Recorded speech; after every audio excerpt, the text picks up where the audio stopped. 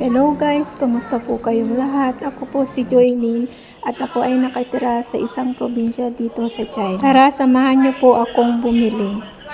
Dito sa supermarket, lahat na nandyan na kailangan mo nandito na lahat. Karne, isda, gulay, at mga groceries. Pero dito mura ang benta nila ng karne.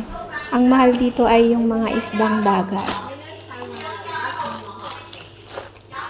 Dito ay mura ang mga gulay kasi yung mga lolo at mga lola nagtatanim sila. So sila na yung kinukuhanan nila ng mga binebenta sa supermarket.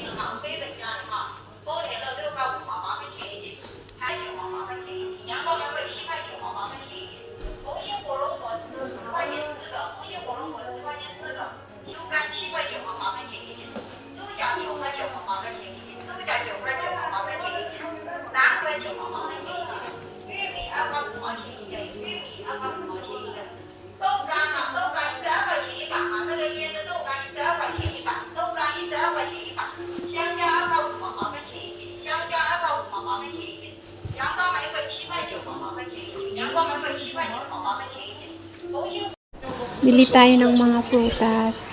So, ang bibilin ko lang ngayon ay yung green na grapes.